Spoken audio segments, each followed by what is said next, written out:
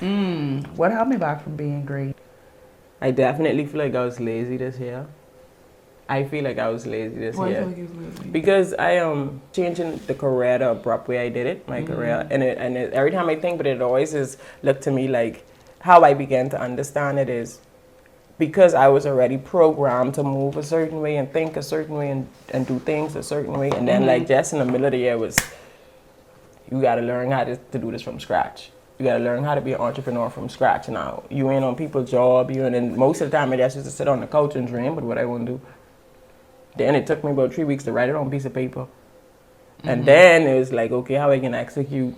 And I get scared long before I even put the first thing in place. And so I was fearful. And then I end up getting used to doing nothing. And then when I realized I was being lazy, like I wanted the thing to manifest without the effort, you know what I mean? Oh, yeah. Yeah. Like one of the things too for me was being fearful of failing. Like how dare I be? As we all are. Yeah, but how dare we be though? Who is we? Why we gotta be scared to fail? Because the thing about it is that sometimes that is be imaginary. Like Definitely. you might not even fail. It might turn out better than you expected. But that's you just it. I think JC said best. Even in defeat, I will not fail because I still learn a lesson. You gotta learn a lesson. My first one is people pleasing. Ooh, I gotta put you know that that was a big one for me this year. That was a big one for me. And people, why do you think people is people please? Like why I know why. I don't know. I think that was one of those things where I couldn't say no. I wanted to always make sure that I was available for. Well, I had two situations this year. One was being a family member, and one was the friend. Remember? And then I think as far as the family member is concerned, I think that was one of those things where I just always needed to be there for you. Yeah. Guess what? Let's go deep. I feel like because I know what my people pleasing come from. Believe it or not. What? It was validation. That too. Actually, that's the biggest thing. Yeah. And that's that thing right there, the lack of self-love. Yeah, you know what I mean? That's actually the biggest thing. Because if I do this, then they can see I smart. And if I do this, then they can be like, girl, you so good at what you... And then, you know what I mean? Instead of having validation for yourself. And that's so draining, bro, because... You trying to people please, you telling them yes, you got your own shit going on, you got your own job or your business or whatever, and you around here saying yes, and your energy going hey, energy going there. And so they can feel like, oh, she's so strong. Yeah, she's so smart. That's why they chilling. And you dying. That's why they chilling, bro. So people pleasing me, but that shit. Yeah, that's my first one. Hold on.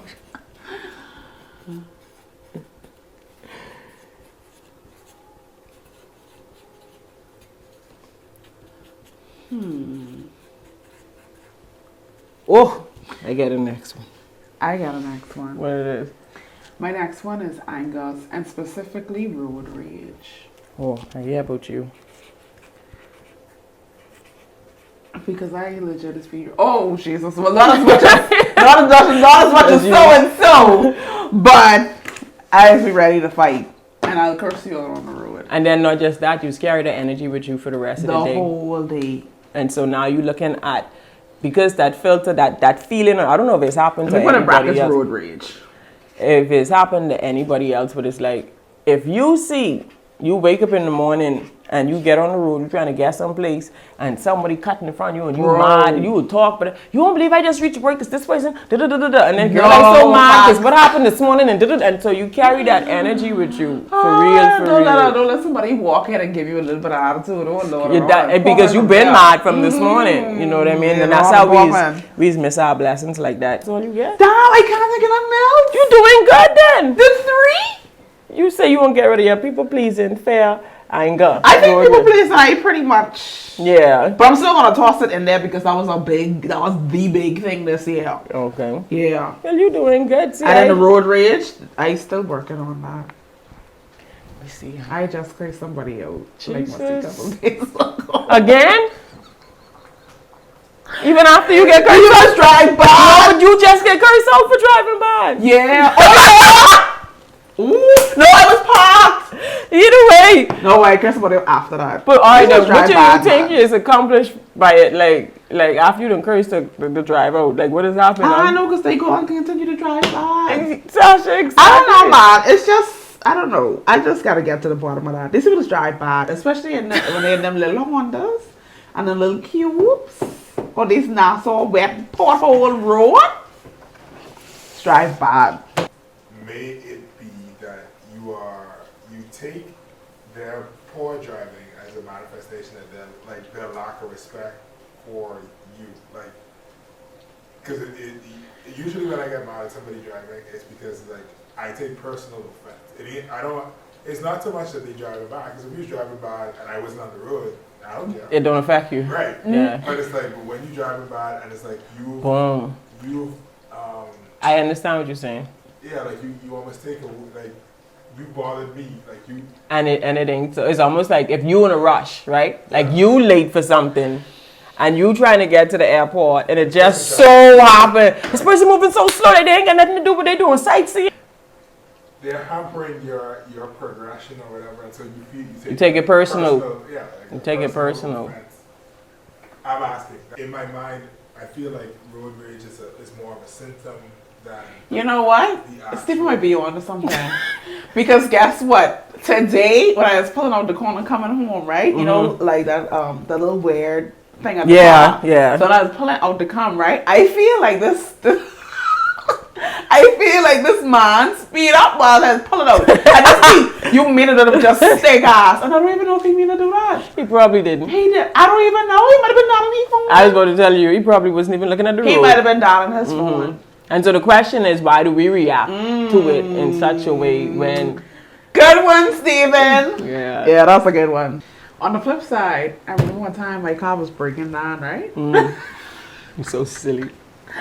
My car was breaking down, and I was on the crossroad by Fire Trail in Gladstone, and I was at the end coming out of Fire Trail, like trying to get the car over there. You know what I mean? Yeah. It was putting. I was trying to get over so I could turn, so I could go on the side. Charlie hugged me down to the ground. I was like, y'all can't see I breaking down.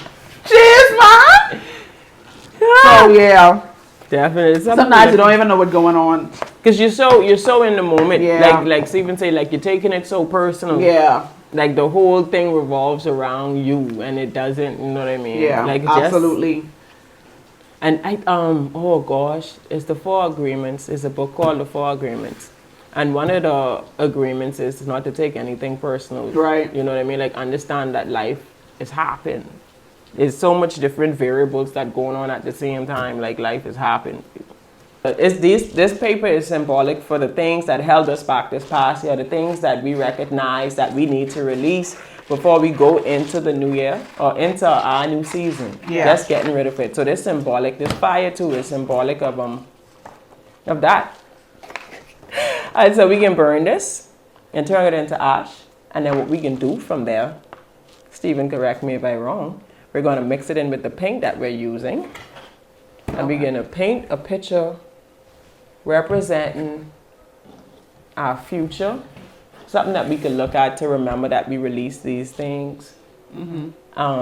I guess we could paint positive words, the opposite of these things. You know what I mean? Like the opposite of laziness, whether it be, I need to be more assertive, I need to be more dedicated, more determined. I need to write my words down, my new words for my painting. Hold on. I only got 3 words, I can remember. And not just words, any images, colors, numbers, anything symbolic. So throughout the year, when you look at this, you remember the things that you release. So